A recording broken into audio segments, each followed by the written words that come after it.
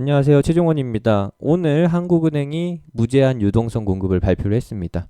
이 부분이 어떤 영향을 미치는지 시작 전에 하단에 있는 구독과 따봉 버튼 눌러주시고 본론에서 확인하시기 바랍니다. 그럼 시작합니다. 한국은행의 뉴스 보셨을 거예요. IMF 때도 안 썼던 카드를 꺼낸다. 금융사를 대상으로 해서, 그리고 비금융사라고 할 수 있는 증권사를 대상으로 해서 무제한 자금 공급을 한다. 미국에서는 CP 매입을 실시한다라고 하고요. 한국에서는 RP 매입을 실시한다라고 해요. CP 같은 경우에는 기업의 회사채고, RP 같은 경우에는 파생 상품에 관련된 겁니다. 쉽게 말해서 펀드라는 거예요. 이 무제한 자금 공급을 통해서, 양적 완화를 통해서 실시하는 것은 한 줄로 요약할 수가 있습니다. 뭐긴요. 펀드, 파생 상품, 손실을 세금으로 메워서 금융위기의 상황을 막는다.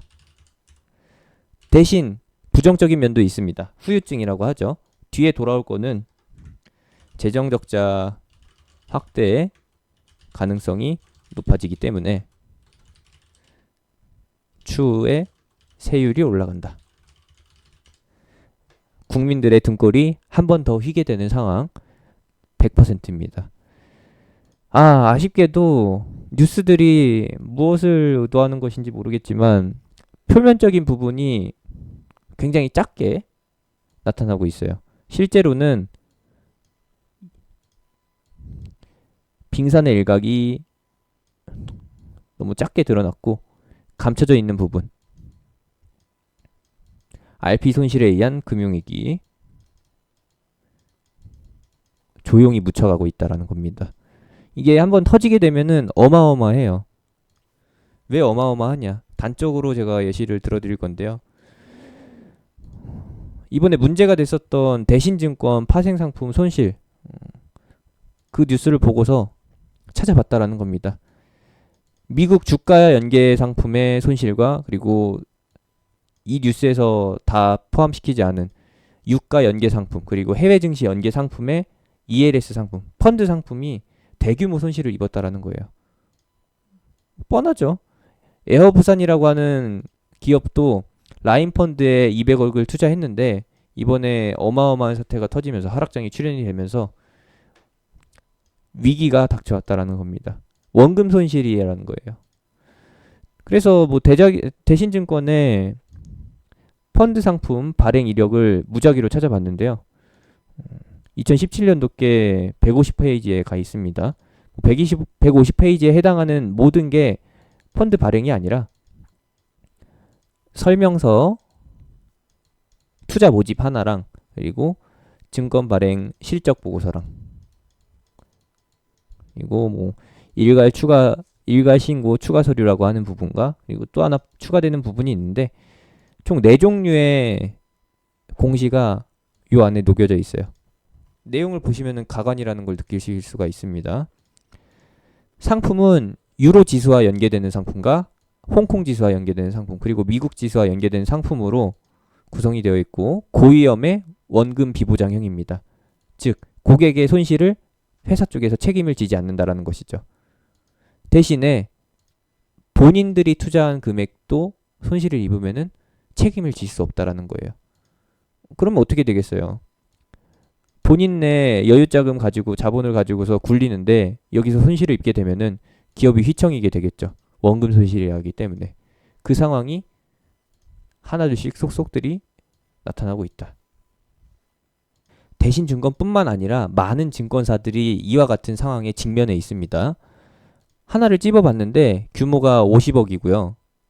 그리고 레버리지, 인버스, 어떤 상품인지 정확히 확인은 안 되지만 뉴스가 나올 정도로 큰 손실을 입었다라고 하면은 분명히 레버리지겠죠? 문제가 되고 있는 상품이 만약에 인버스 상품이었다라고 하면은 이번에 대박 치면서 뉴스에 떠들썩하게 나왔을 거예요.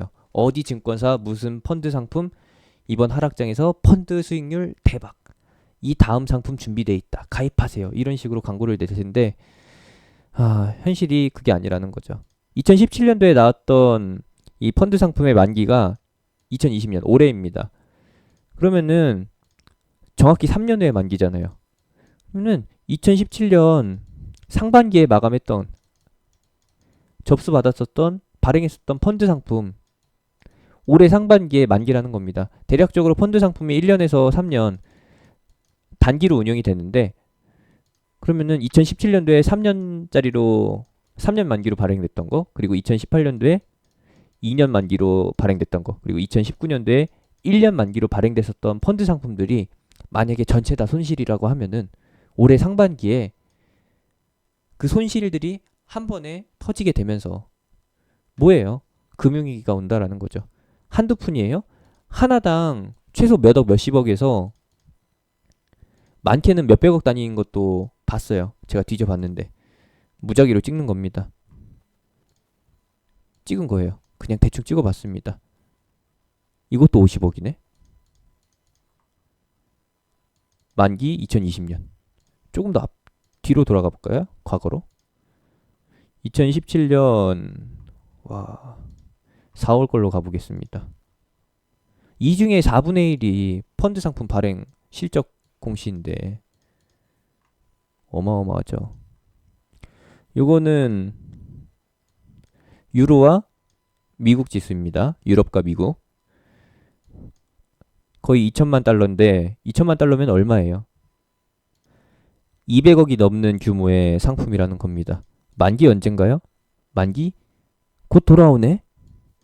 만약에 이 상품이 레버리지 연동이었다라고 하면은 상승할 때, 미국 지수가 상승할 때 수익이 발생되는 상품이었다라고 하면은 지금 어떻겠어요? 지금 다 손실이라는 거죠. 이런 게 대신증권뿐만 아니라 어마어마하게 많이 있다라는 겁니다. 그래서 처음에 말씀드렸던 대로 지금 현재 상황이 빙산의 일각이라는 것이고 금융위기를 초래할 이 RP들, 덩어리들 이거를 정부에서 사주지 않는다라고 하면은 손실되고 있는 부분을 정부가 메워주지 않는다라고 하면은 뭐 10년이 뭐예요. 일본처럼 20년 위기 가는 거죠. 20년 더 될 수도 있고. 그래서 무제한으로 투입한다라는 겁니다. 왜? 4월, 5월, 6월 3개월간에 발생할 수 있는 만기 상품의 대규모 손실. 그거 그래서 무제한으로 해서 막는다라는 것이고 뭐 명륜 진사갈비도 아니고 이거 무제한으로 해서 막을 수 있는지 없는지 가늠이 안 되네요. 어쨌든 이거 피해는 나비 효과로 인해서 우리 등골 빨아먹는 쪽으로 돌아온다. 세율 인상 쪽으로 해서 돌아온다라는 거 확인해 주시고 이번에 정부가 금융위기를 막기 위해서 모든 금융업계에 증권사에게 천사카드를 배부를 했다. 이 효과는 간단하게 요약을 해드리겠습니다. 증시와는 어떤 연관이 있느냐? 아주 간단하죠. 증시 하락을 막아주는 역할입니다. 증시가 최근에 1500포인트를 기준으로 해서 저점대가 형성이 됐고 각종 주가 하락을 방어할 수 있는 정책들이 펼쳐지면서 반등이 나왔다라는 겁니다. 근데 오늘 1700포인트에서 걸렸어요. 왜 걸렸느냐? 미국에서 고용지표 발표가 예정이 되어 있는데 쇼크로 나올 게 뻔해서 안 좋게 나올 게 뻔해서 지금 상승세가 멈췄다라는 겁니다. 근데 그것뿐만 아니라 이번 RP 사건이 대규모 금융위기가 터질 수 있는 이 부분이 방어책 없이 그대로 내관이 터졌다라고 하면은 2008년 이하로 갑니다. 800포인트 우습죠. 더 갈 수 있다라는 거예요. 그것을 막기 위해서 이번에 정책이 펼쳐지게 된 것이고 이 하락을 막아주게 됨으로써 증시는 눈 가리고 아웅하는 식으로 추가 반등을 할 겁니다. 앞으로 우리네 삶이 실물 경제가 팍팍해질 수 있는데 어쩌겠어요. 20년 위기 맞는 것보다 세금 좀 더 내서 퍽퍽하지만 그래도 살아남는데 의미를 두는 거죠. 힘드시겠지만 그래도 이번 정책을 통해서 얻을 수 있는 것은 있다. 만족하실런지 모르겠지만은 참 막막합니다. 제가 어떻게 더 설명을 드릴 수가 없네요. 자세한 거는 한 번 더 요약을 해서 유목조목 정리를 해서 보여드릴 거고 대신증권뿐만 아니라 다른 증권사들의 파생상품 손실 어떤 부분에서 어느 정도 규모로 나올지 체크를 하다 보면은 한 달이고 두 달이고 부족할 것 같은데 알아두세요. 금융위기는 이번에 1차적으로 막았다. 하지만 유가 전쟁이 지금 무제한 양적 완화를 3개월로 잡아놨잖아요. 유가 전쟁이 3개월 이상 장기화된다라고 하면은 유가가 20달러 미만으로 떨어지고 그리고 증시 하락이 다시 한번 진행이 된다라고 하면은 1500포인트를 깨서 1000포인트에 근접한다라고 하면은 금융위기는 더 이상 막을 수 없습니다. 한국 원화 가치가 짐바브웨, 브라질 달러처럼 초토화가 되는 거예요. 그런 상황도 예상이 되는데 너무 부정적으로만 말씀드렸나요? 그래도 반등할 시장이고 3개월 안에 유가 전쟁이 해결이 된다고 하면은 조용히 넘어갈 문제입니다.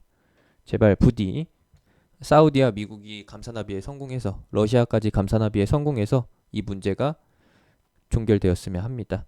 힘내시고요. 아직까지 반등이 다 진행되지 않았는데 앞으로 진행될 반등은 지금까지 나온 반등의 2배 정도는 더 나올 것이다. 여러분들의 종목이 이번 금융위기와 연계되는 부분, 유가나 아니면 증권사,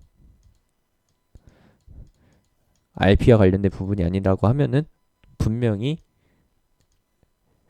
코로나 사건이 터지기 전, 미국 유가 전쟁으로 인해서 하락하기 전으로 돌아가니까 조금 더 이겨내 보도록 합시다. 힘내시고요. 화이팅입니다.